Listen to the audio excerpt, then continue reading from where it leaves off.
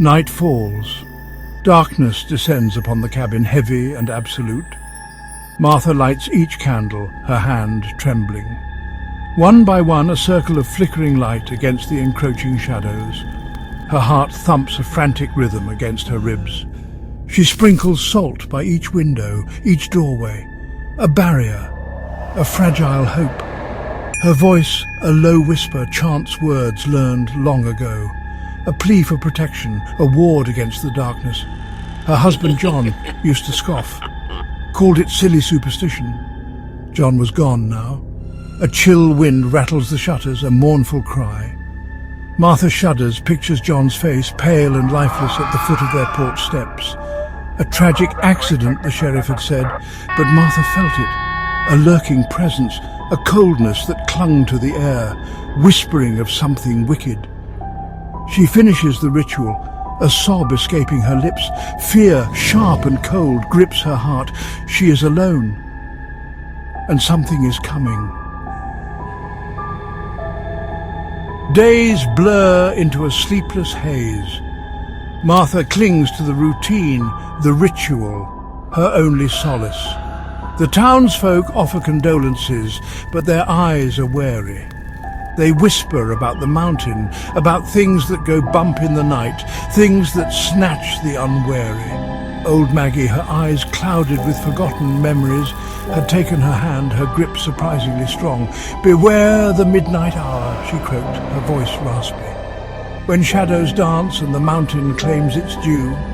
Martha had tried to dismiss it, but the words echoed in her mind, fueling the fear that gnawed at her sanity. The mountain loomed large, a brooding presence that watched her every move. Its slopes, cloaked in a perpetual mist, seemed to hide secrets dark and terrible. Night descends, casting long, eerie shadows.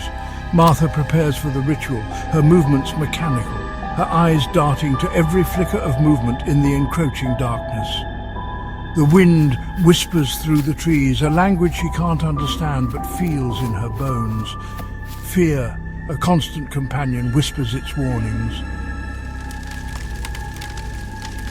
The fire crackles, offering meagre warmth against the growing chill. The candles sputter, casting dancing shadows that writhe on the walls, taking on monstrous shapes. Each creak of the floorboards, each rustle of leaves outside the window sends a jolt of terror through Martha. The clock ticks, each second an eternity. 11 o'clock, almost time. The air grows heavy, oppressive. The shadows deepen, twisting, reaching towards her with unseen hands.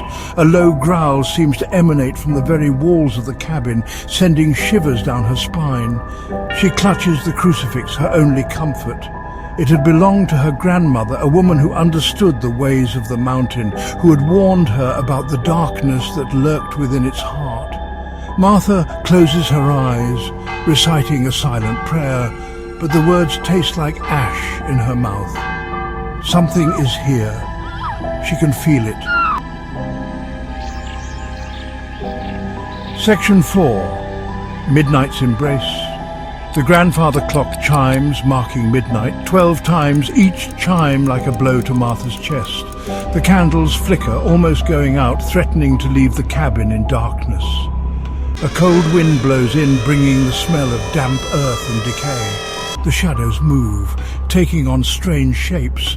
Eyes shine from the darkness, cold and evil. A low growl echoes through the room. Martha backs away, her heart pounding like a trapped bird. The crucifix feels heavy in her hand, cold as ice. She screams in pure terror as the shadows form a figure, both human and monster. Its eyes, glowing like hot coals, focus on her, and a voice, rough and old, whispers her name. Section 5, Truth Revealed. "Martha!"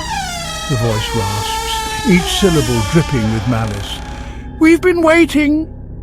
Terror threatens to consume her, but a spark of defiance flares within Martha. "What do you want?" she manages, her voice trembling. The figure glides closer, its form solidifying, revealing a gaunt face with eyes that burn with an unholy light. It smiles, a chilling skeletal grin. "Your husband's soul was promised, a debt unpaid. John's accident. It wasn't an accident at all. He had been taken, sacrificed, and now they were coming for her. No!" Martha cries, clutching the crucifix. "Leave me alone!" The figure laughs, a hollow, echoing sound that seems to shake the very foundation of the cabin. "You cannot hide from us, Martha. The mountain always collects its due." Section 6. No escape. The figure lunges. Martha screams, throwing the crucifix. It passes through the creature, clattering uselessly to the floor. She scrambles back, her hand desperately searching for something, anything, to defend herself, but there is nothing.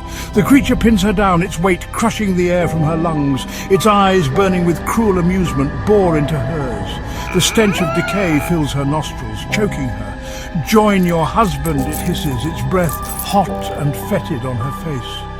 Martha screams, a desperate soul-wrenching cry that echoes through the empty cabin, swallowed by the vast, indifferent darkness of the mountain. The shadows engulf her, dragging her down into the cold, unforgiving embrace of the night. The ritual had failed. The darkness had claimed its own.